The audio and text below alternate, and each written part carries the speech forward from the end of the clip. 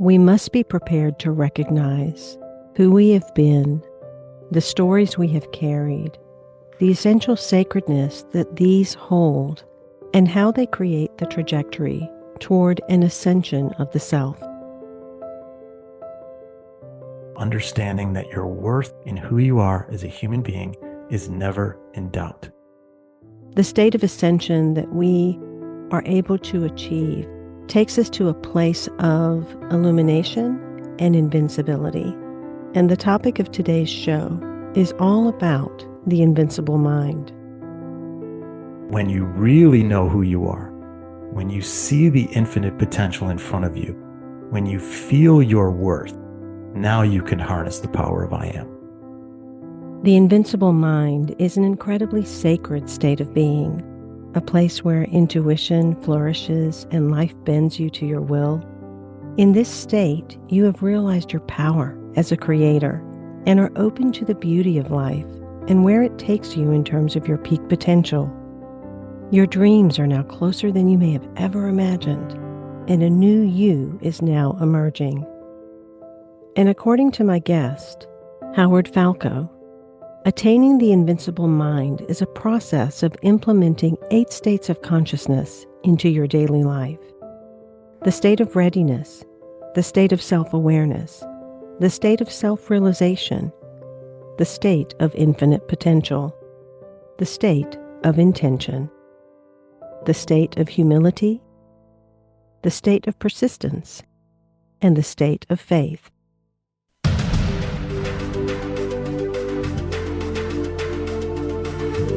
Welcome. You have entered the realm of 1111 Talk Radio. Your host is Simran. It's time to discover your own language with the universe. Empower yourself, broaden your mind, open your heart, and discover who you are. Now, here's your host, Simran. Welcome. It is a delight to be with you on another week of 1111 Talk Radio. It is pretty palpable to see that there are many individuals, and perhaps yourself, feeling a bit uneasy, maybe encountering fear, putting your head down to stay busy, to not have to face some of what is taking place, or allowing yourself to be distracted by some of your own addictions, behaviors, patterns, preoccupations. And this is actually a time that we are receiving a grand invitation. If we're willing to be present and open to what is happening outside of us, we will see that it is not only redirecting us back inside, but it is an invitation to rise higher. We are here for the purposes of transcendence.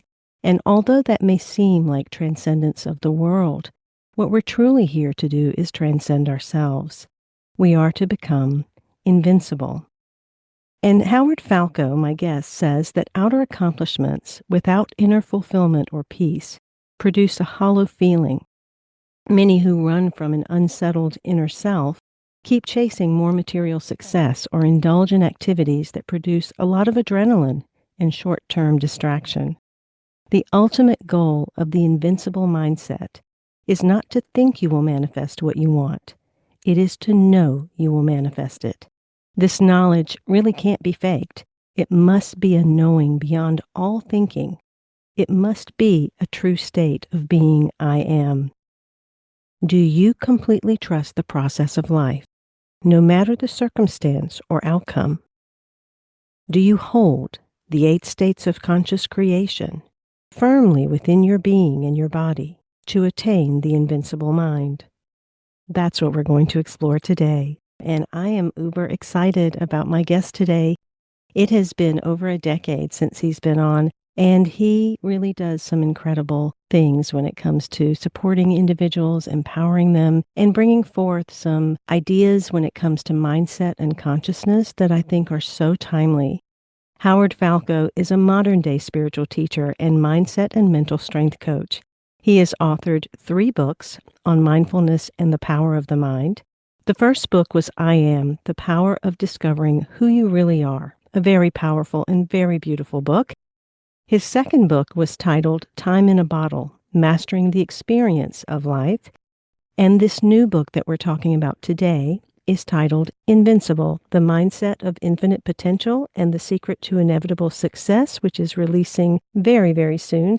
Howard has worked successfully with hundreds of college and professional athletes, including those in MLB, the NBA, and the PGA and LPGA Tour. He has worked with CEOs, corporate executives, and everyday individuals looking for a new way of overcoming life's challenges, empowering their mind, and achieving new breakthrough results. And that's what you're going to gain in today's show. Welcome, Howard, back to 1111 Talk Radio. It is such a joy to be with you. Thank you so much, Simran. I am really excited to be back here and honored to be on.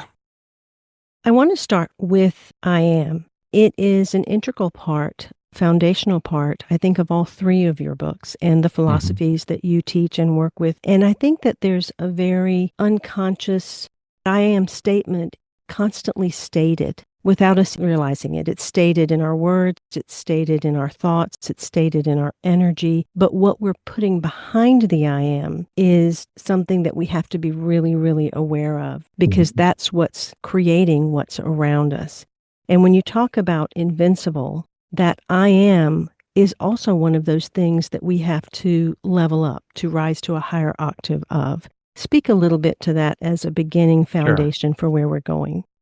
Yeah, the core idea in the first book, I Am, was to reveal the power that we all have inside of us to create our lives, where it comes from. And it comes from the truth that we believe, not what we think we want or what we desire, but really it comes from who we are, from that core foundational piece, which is oftentimes subconscious in terms of our awareness. It's subconscious, it's not conscious. So we're creating, and we don't even know at times what we're creating from these I am statements, but our life ends up being the reality of that.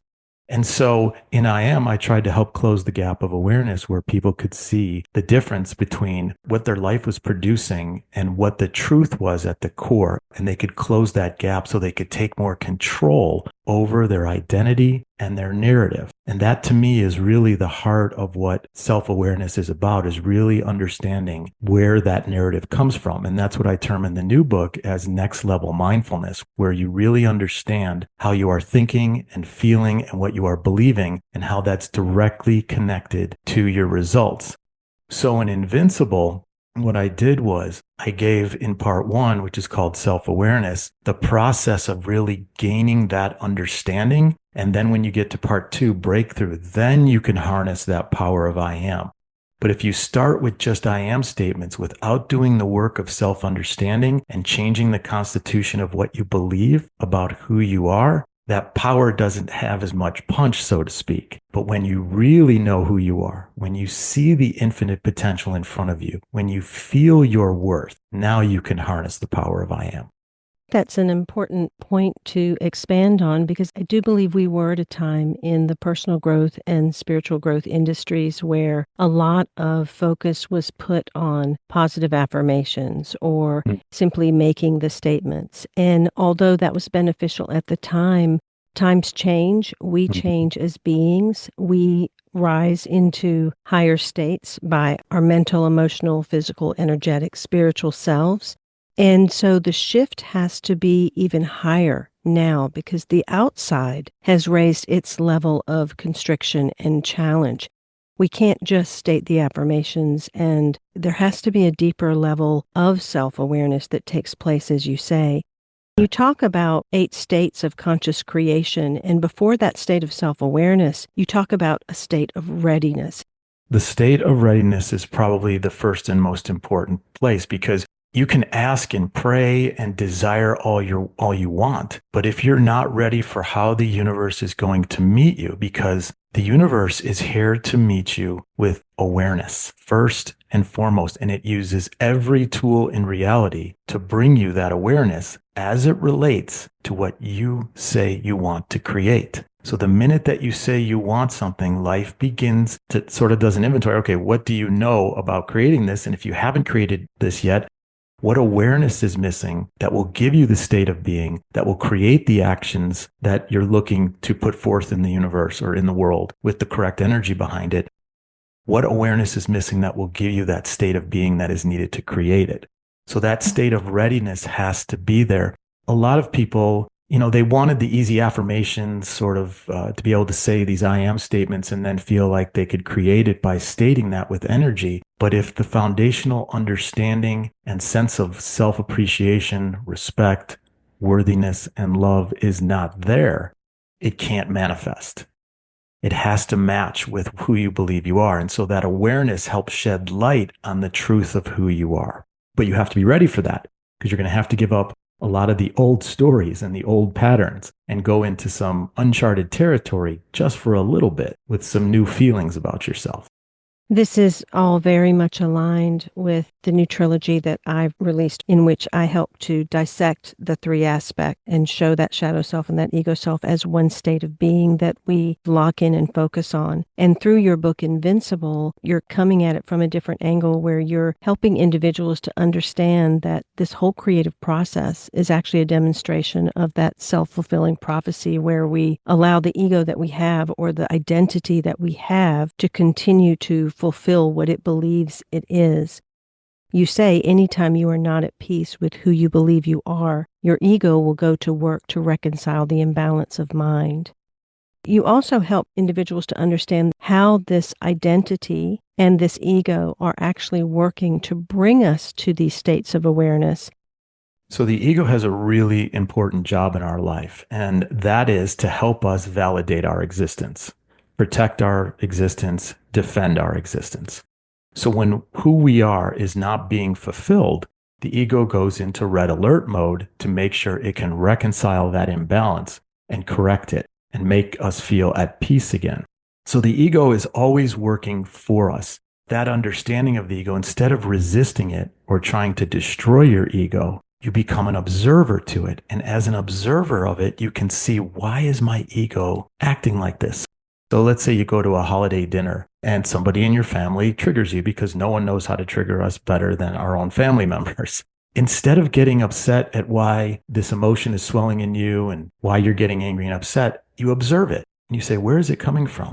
What did I allow that person to get to in me that caused this emotional response? And it gives you that tiny little space of mindfulness and awareness to be able to say, I see the pattern now. I've done this my whole life. Every time he or she says that to me, I go into this fight or flight mode to protect myself, when I now realize there's nothing I need to protect, because I know who I am, I trust who I am, and I love who I am. Therefore, I'm going to send new instructions to my ego that I don't need their approval, number one, or number two, I am not going to allow them to set me off balance. What'll generally happen in that case is that you won't respond, and then their triggering mechanisms will increase in pressure, because people don't like when you're not acting who you should be, or who they expect you to be. And if you stay strong in who you are, eventually the storm will break. You will break the spell of their consistent triggering of you, and you will become this new version of yourself, because you have sent new instructions to your ego through that space of mindfulness. But Simran, it came because you did not resist the ego or say it was a bad thing. You said, what is it doing? What is it trying to protect or defend in me that I want to change? There's an actual embrace that's taking place, where we're really willing to hold and embrace exactly who we're being in that moment. But there's also being willing to see the lens that we're looking through. The lens that would have been the reactive versus Correct. the lens that says, I can now make a different choice in how to respond to this. And that's the shift to a different identity. Is that what you're saying? Correct. If your intention is to be in more peace and not get thrown off balance as much, then does this old pattern still serve me? And if it doesn't serve me, can I go into this slightly uncomfortable space where I haven't known it to be, because everything in me is telling me to react with emotion and anger and frustration? Can I just stay in this peace through this and send new instructions to my ego long enough to where it understands this is now who I am? I'm aware of the old pattern. I'm aware of the old self. It's not who I desire to be anymore. This is who I want to be.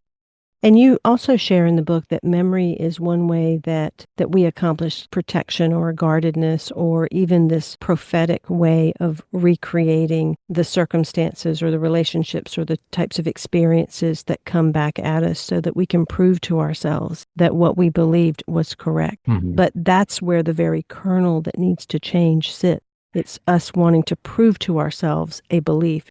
Correct. We want to protect ourselves too. If somebody hurt us before, we're going to have a memory of that. And our ego and our senses are going to use everything it can to protect us from being hurt again. So even if it has to look at somebody in terms of shape, color, size, those will create a heightened sense of awareness because that person in shape, color, and size hurt me before. But the distinction and the level of discernment that I believe this work helps people get to is this understanding that, well, when you burn your hand on a hot stove in the kitchen, your awareness, as soon as you go into a kitchen, I don't care if it's your friend's kitchen, your relative's kitchen, or your own, is going to be, where's that stove? I want to know where that is because I don't want to put my hand down because I don't want to burn myself. Because the only personality that a hot stove has is hot.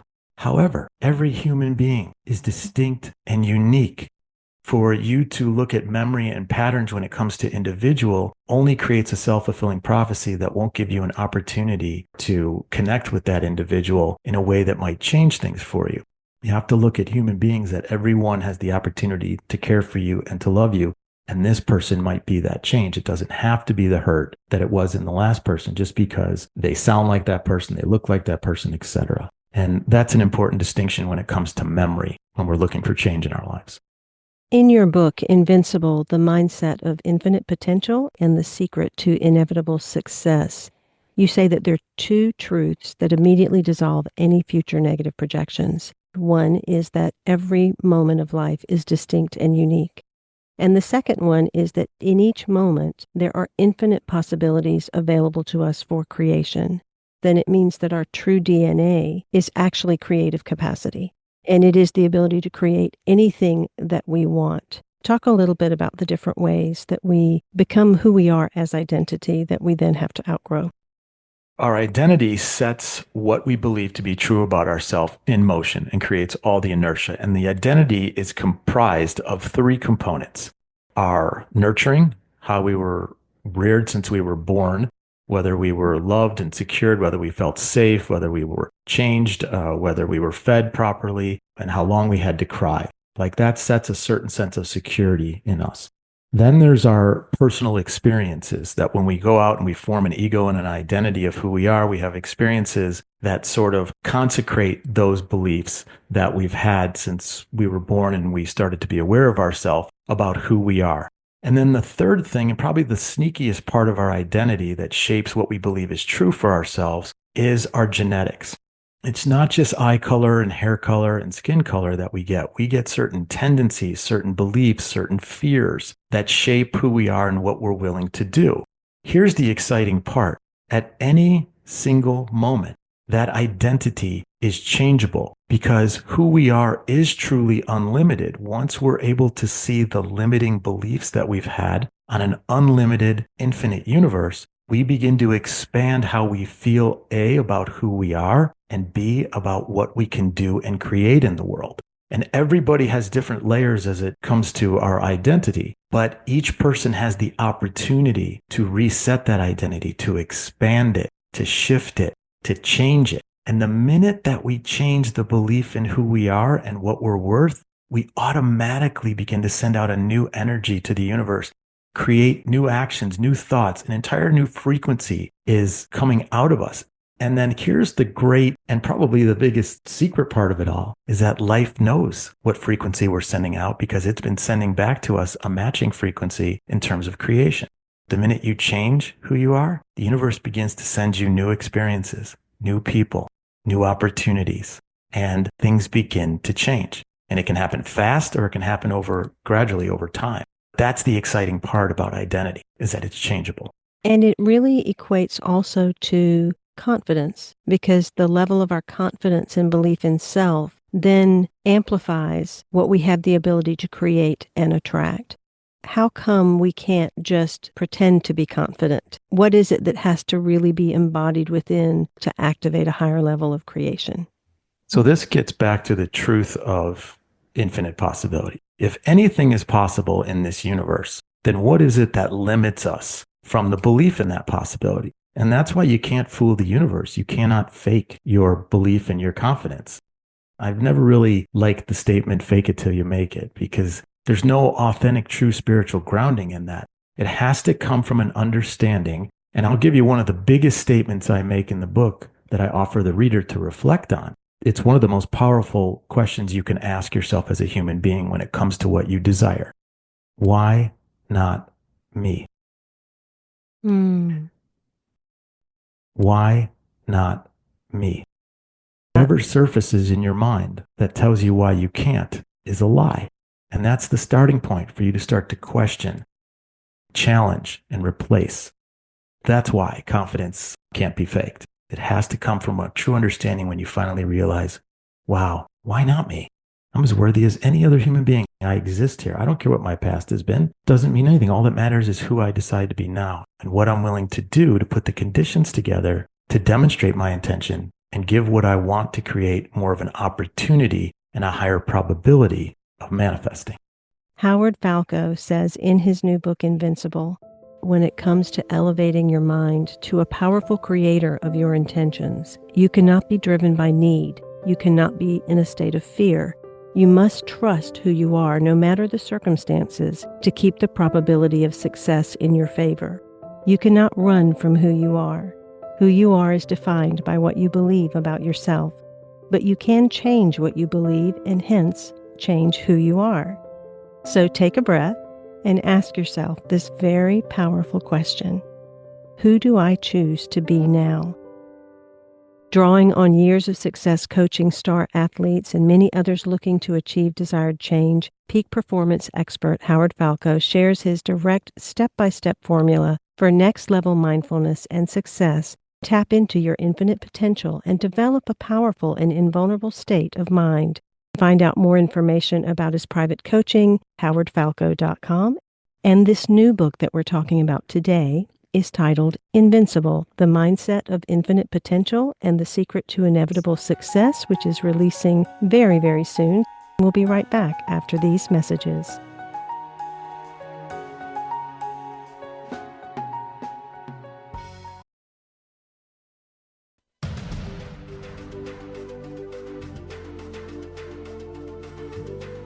You are listening to 1111 Talk Radio. Simran is an award-winning author, publisher of 1111 Magazine, powerful speaker of wisdom, and a life mentor. Find out more at IamSimran.com. Now, back to 1111 Talk Radio.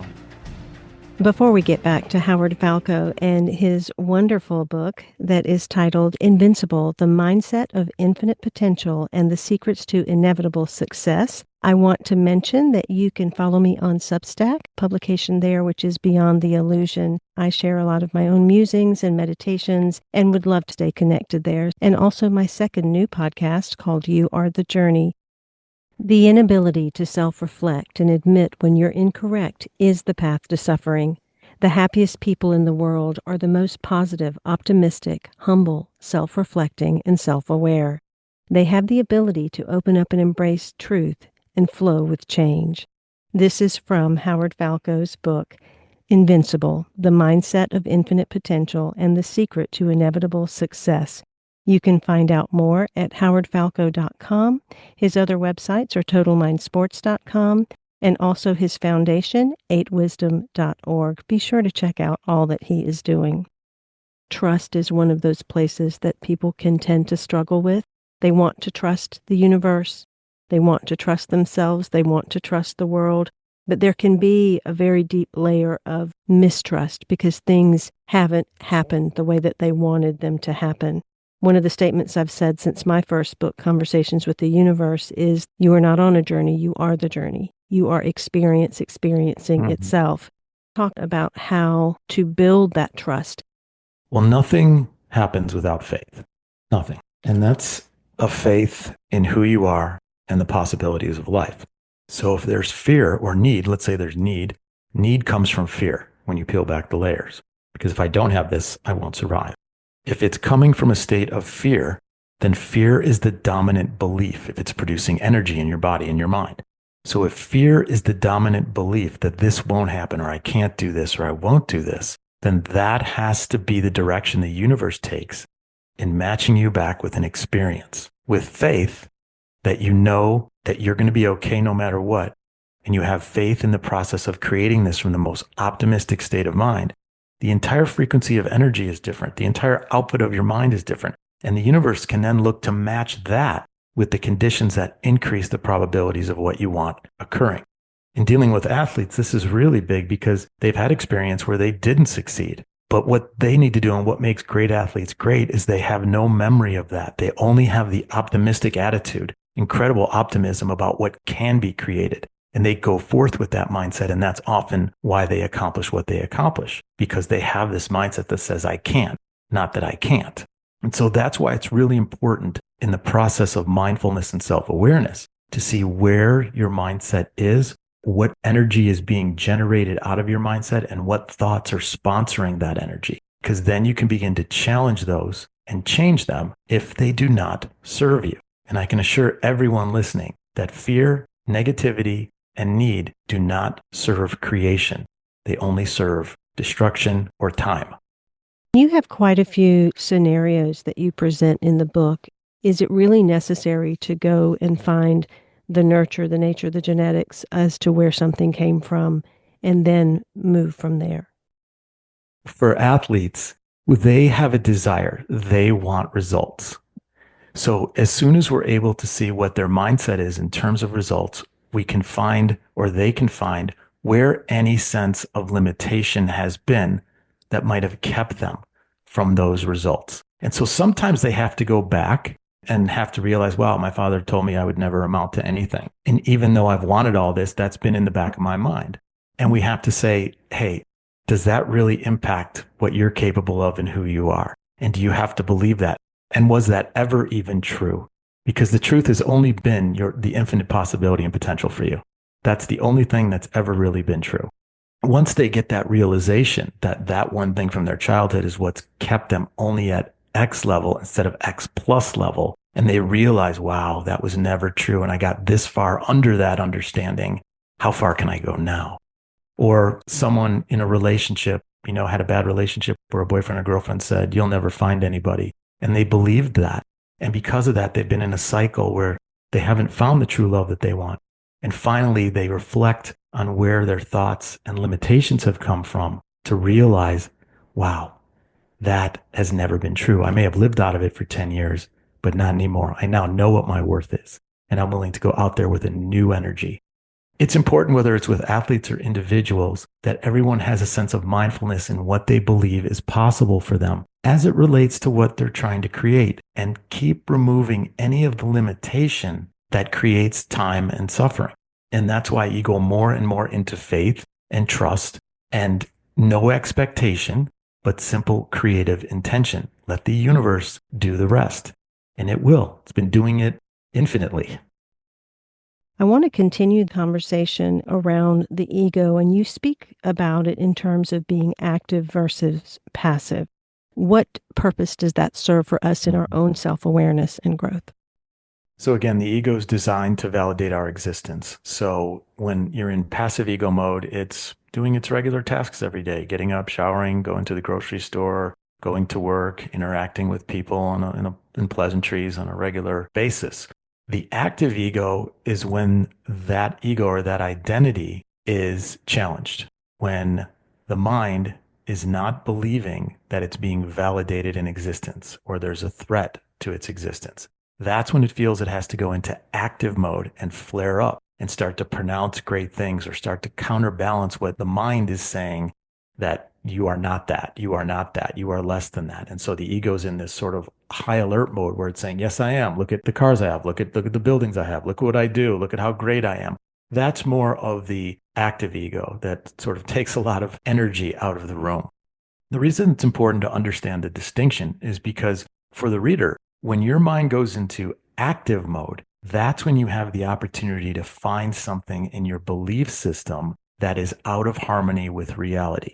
That's when you can find the lie that says you're not good enough, or you need to have more self-importance here, or it could be any number or thousands of things it can say to you. But the key is to catch it when it's in active mode, when your emotions are involved, when you're sort of flared up and energized in a negative way, to be able to find out what has caused this so that you can change that belief. You can begin to challenge it.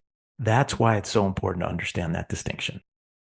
Components of conscious change. And when I look at that, I look at it as a structure of alignment, how we have to align our mind, our actions, our words, our thoughts, our energy to actually be able to create what we want. And to create that alignment, we have to align to the correct identity that will produce the final outcome that we're looking to produce. Talk about how that needs to shift in relation to the dreams and the desires that they hold based on the identity that they are clinging to at the moment. Are they also locked to that identity, or do those also need to shift? Well, it depends. It depends how lock and step they are with the truth. If their dreams are fantastical that may take lifetimes to happen, they have to understand that that's a journey. If I want to go climb Camelback Mountain, which is in city here, that's a 4 hour, 3 hour journey for me to do. If I want to climb Kilimanjaro, that's a whole different process I have to be aware of, a whole different kind of training, a whole different preparedness. So depending on the dream, you have to be in line with what the steps are to create the dream. You cannot be in a disillusion about it. You have to really understand what it takes. So that's number one. Number two is you have to understand that who you believe you are has directed all your thoughts and feelings thus far. So it's created the reality that you're experiencing. And if it's not working in terms of what you want, then you have to be able to reflect on and see what has kept you from what you want. What actions have you taken that have prevented you from what you want?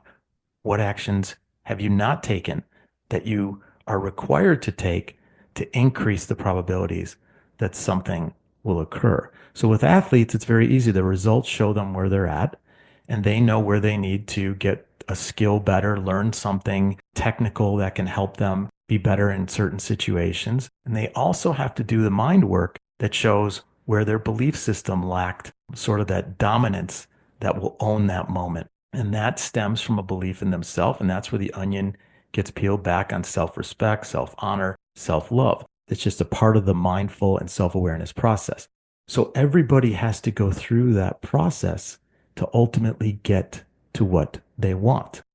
Sometimes people get things without even knowing it, like consciously. It's just a part of who they've been and it happens, but they can't keep it. And so they may have had the power and the belief to create something. We see this in pop culture all the time with entertainers, for example, who create unbelievable stuff in music or in television or movies, but yet eventually the construction of who they are, the insecurities, disbelief, the deep-seated identity comes to light and ruins it for them. And then they have to rebuild again from the right conscious understanding in order to keep it the next time around. With the culture that we live in and the self-aggrandizement that it can take place, especially on the negative side of social media and influencing and all of the types of things that young people are exposed to today, there can be this pursuit of what is perceived as happiness through acclaim or notoriety or certain goals that is very much a false self born out of perhaps feeling invisible or insignificant or low self-esteem and all of these things. So the direction of the dreams then go on a trajectory that actually match that lower self. That's the foundation that you're saying will then rise back up where something could crumble. Well, I think that social, when you're young, you don't have perspective, right? And so social gives you a very skewed perspective of who you should be, what you should be doing compared to other people. That can be dangerous because it can take already insecure feelings when you're young and trying to find your identity and really shove them to the negative side where you feel completely worthless, your life doesn't matter, you're not good enough. That's the danger of social media in terms of shaping the world in some completely wrong way, a way that's not reality. The key with the invincible mindset is to understand your worth is never in doubt. Your capability to create and build what you want in your life is never in doubt. And to always be aware of how the world is unfolding, how negativity is trying to trap you in social media, and how to take more control over your mindset to know that you're good enough and that you will create ultimately what you want as you continue to believe in yourself and take the steps necessary. But as you mentioned, social media for young people is really important that there's someone there that can give them perspective on what the truth is about life, and that's just one tiny little fraction of over 8 billion people that has been cultivated, curated, and edited to show you only the best of the best. I think that's the important thing with young people. Aside from building up their understanding of who they are and what they are capable of, that's another big part of this entire mental health crisis, is that young people do not have enough information feeding them in terms of what their worth is. And, as I say in all the books, your existence in matter is the self-evident truth that you matter. Like, that's never in doubt. You matter. You have a heart and a soul that is ready to explode in such an unbelievably rich and powerful way in the world. And it's about protecting and cultivating that energy. I can see a generation of individuals that are really desiring to do good. They're wanting to shine their light. They're wanting to put their best foot forward. But there is also that falsity that is the daily grind, the constant busyness, the need to produce more and more and more that seems to infiltrate that generation of new and upcoming individuals, whether it's personal growth, spiritual growth, business. There's kind of a hunger, go get mine attitude, and it keeps people from being present. And so this invincible mindset and the presence of timelessness in the mix of all of that. Because if we're so busy constantly running, building, hungering after and trying to attain something, then are we really ever touching the true I am? Or is that where yet another false mask gets created? Well, I think the key in that is to educate young people that what they do in the world is not based on how much they conquer or achieve, but on who they are and how they treat other people. That's really where someone's worth comes from. Whether they run a tech company and make billions of dollars, or whether they're a checkout person, there is no difference in a sense of human worth. The worth is the same. It's about how you treat yourself and the energy and the love that you put out to other people. And I think if we can educate more young people that whatever they want to do is good enough, and that they don't have to fall into this narrative of getting mine and being aggressive and chasing the biggest possible dream possible and killing themselves in the process from a standpoint of exhaustion and mental disharmony, then we're really producing the best human beings, because everybody's going to find what is their passion. And some people will be very aggressive in the world, and other people just don't have that. They just want to live quiet, peaceful lives. I just want to make sure that both of those groups of people know that whatever they do along the way, that being kind and being compassionate, putting out good energy in the world is the most important piece of that. And that comes from understanding that your worth in who you are as a human being is never in doubt. You have value and worth. So it's not a matter of if you matter, but only a matter of how you're going to choose to matter in the demonstration of that energy. And then everybody can go be who they want to be from that foundation. But that's what we have to teach our young people. You have a wonderful exercise in the book where individuals self-estimate how they view themselves. Get the book if you want to go take that test and discover where you fall in that. But self-view is such a critical part of moving into a truly different state of being. I think the important part in that part of the book is to really show people how what you just said is true. How you feel about yourself is the set point for everything that's going to come from that. What you experience, how much mental balance and peace and harmony and fulfillment and joy and desires and experiences realized, all comes from that idea you have about how you feel about your worth and who you are. And so the example shows how, like a sphere or a bubble of possibility, it continues to grow in size and scope in terms of what you can accomplish, what you can do, and how you can feel about yourself as you realize more and more of your worth and how much you matter in the world. And so the book obviously is leading you more and more into that unlimited potential through an understanding of your unlimited worth. And this book really is about liberation. And if you look at ancient texts, sacred texts, they all speak to liberation in sometimes esoteric, sometimes lofty terms. But ultimately, we must liberate ourselves from ourselves. Any ancient text, scripture, religious, philosophical, spiritual, is all about the liberation of self coming from the liberation of mind. Also, along with that liberated self comes an expanded awareness on how to move energy in the world, your thoughts, your feelings, and how this beautifully divine universe is just waiting to shower us with more and more and more of what we're looking to create and experience as we come into this greater awareness and understanding. So to open your mind to wisdom and insight, to know that the universe is always connected to you, never leaves you, and is just waiting for that state of readiness in you to trust the process and to learn more about really who you are and what you are capable of. And if there's been any magic in my process with individuals or athletes that's created so many of these wonderful, incredible stories, it is imbuing people with that understanding that in the next moment, it can all change.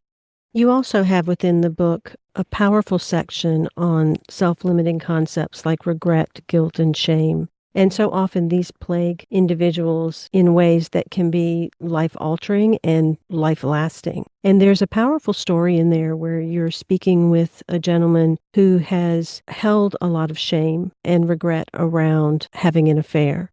The realization that you brought him to was quite powerful, because usually we drag those experiences along, never quite letting them go. They're kind of like these tin cans that drag after us with the threads that make noise behind us. Mm-hmm. Good analogy. The idea was he wanted to find love again and do it right this time and experience company and love and companionship. But there was overbearing guilt and shame and regret over what he did in his past relationship. And so as it relates to his new intention, and what I asked was, how does it serve you to carry that if you're looking to create something new? Because the universe, if you say, I am guilty, I am shameful, I am regretful, the universe is going to put you in another situation and your ego is going to be directed to go and experience more of that I am. I am guilty, I am shameful and regretful. So it will only help to repeat the same unwanted pattern. The only way for true liberation is true forgiveness. And the forgiveness does not come without consequences. He experienced plenty of consequences from the loss and breakup of his marriage by his own actions. That was self-evident in what he already experienced. But the forgiveness really freed his soul to be able to see that in this moment, he can create something new from a new idea of who he is, one that is free of guilt, shame, and regret, and one that looks to honor more self-respect, more self-love, more trust in something going forward, more sacredness for a relationship and how to treat it and how to be connected with someone of mind, body, and soul monogamously. As he freed himself from that, he allowed himself to go into a state of potential and possibility where he could now create that in his life. And with the experience that he had, know how to own it and honor it sacredly. So that's the process there. It's a process of forgiveness, not a lack of responsibility, not a lack of awareness of what you did, but you just take the negative, heavy burden off of your soul that will only serve to create more negativity, and you free yourself to be that new version of yourself now. That's very powerful, and I'm sure that that was life-altering for that client. I'm continuously telling individuals to slow down, to be with themselves, to really give themselves the space to allow the energies to rise in their bodies so that it can rise in their minds, and they become aware of it. So many want to fight against the world or what's happening or the polarity that we see on different issues and against different people or things that are taking place. And yet people don't realize it's my very consciousness seeing duality that creates duality. So this conversation about becoming invincible, about transcending identity, about shifting to a different state of I am, it doesn't just change the individual's experience. It then has the opportunity to ripple to change our collective experience. Exactly.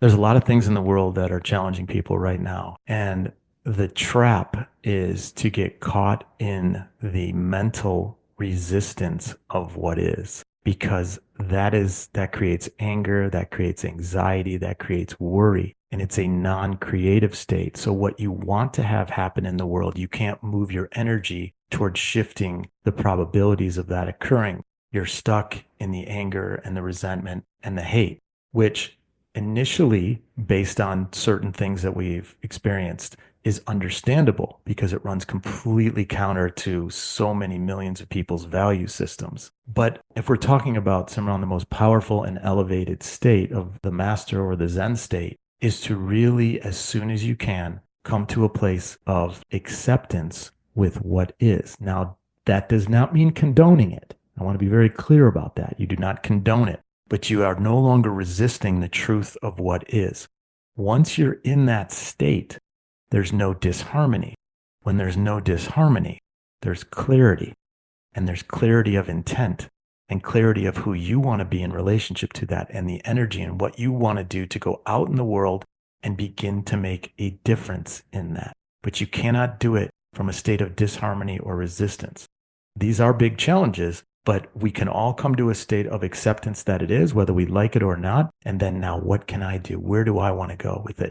And what I've done, it has been my intention just to ramp up the love in any way that I can to help more people on this planet become compassionate, loving human beings who see our unity and our collective connection to one another rather than our separateness. So that is my dedication, to continue to do that. And if I was in resistance and anger, I can't create. I know that.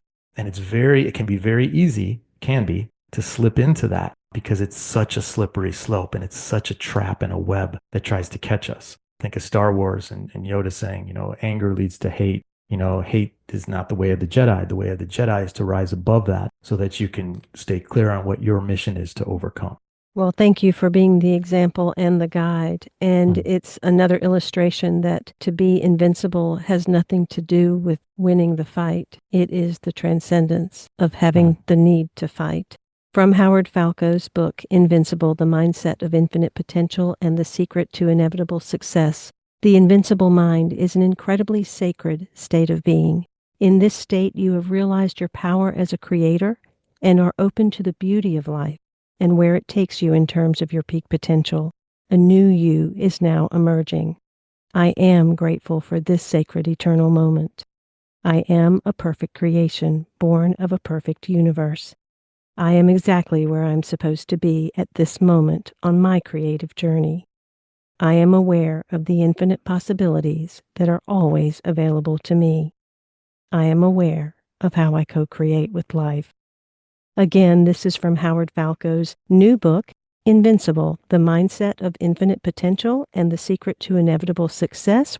If you'd like to find out more about private coaching or connect to Howard, go to howardfalco.com, totalmindsports.com, or his foundation, 8wisdom.org. Follow me on Substack, publication there which is Beyond the Illusion. I share a lot of my own musings and meditations and would love to stay connected there. And also my second new podcast called You Are the Journey. Until next week, I am Simran, in love, of love, with love, and as love. Be well.